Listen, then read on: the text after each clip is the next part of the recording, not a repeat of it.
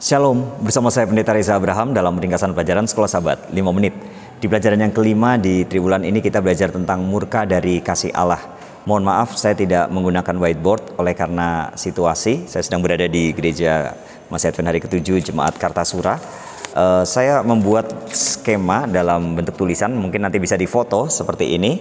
Saya bagi pelajaran Sekolah Sabat sepanjang satu pekan ini dalam 3 bagian. Yang pertama, hari Minggu dan hari Senin itu berbicara tentang kasih Allah.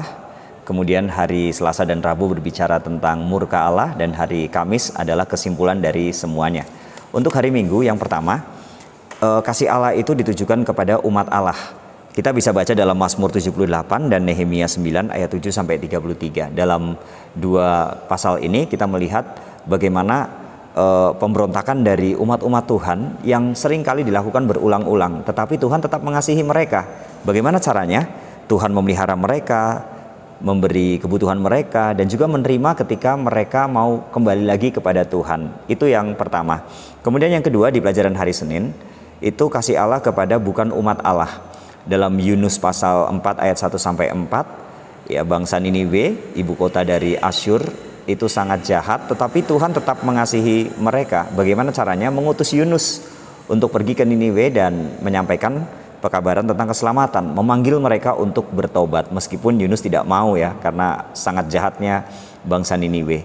Nah, dari pelajaran hari Minggu dan hari Senin di bagian yang pertama ini tentang kasih Tuhan, kita dapat melihat bahwa kasih Tuhan sungguh besar, tidak terbatas kepada siapapun, dari suku bangsa manapun mereka. Kalau mereka ciptaan Tuhan, Tuhan sangat mengasihi mereka. Kemudian yang kedua, bagian 2, yaitu tentang murka Tuhan.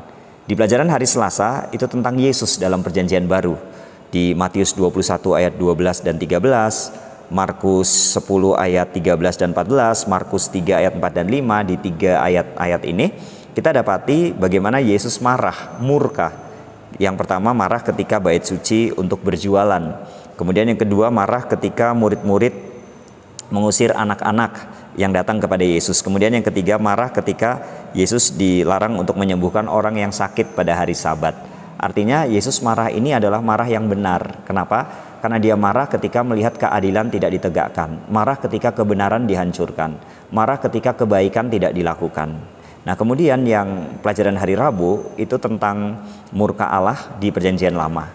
Dalam Ezra pasal 5 ayat 12, Tuhan menyerahkan bangsa Yehuda ke Babel.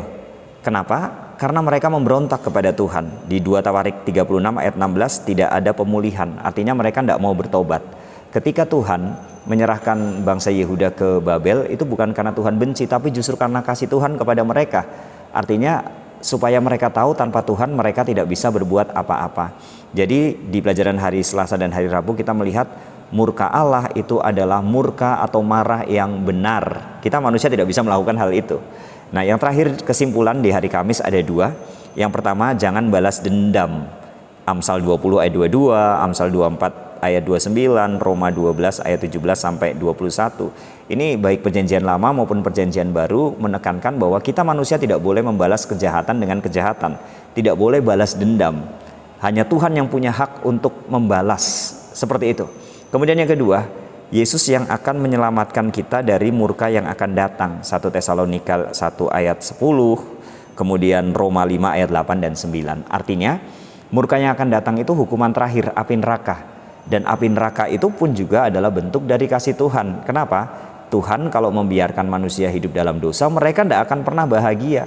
Itulah sebabnya dosa harus dibinasakan, kejahatan harus dibinasakan di hukuman terakhir, murka Allah, yaitu api neraka. Inilah pelajaran Sekolah Sabat sepanjang satu pekan ini, mengingatkan kita tentang betapa besarnya kasih Tuhan kepada kita, dan kita yang percaya kepada Tuhan juga harus menghidupkan kasih di dalam kehidupan kita semua. Kiranya Tuhan Yesus memberkati kita semua. Amin.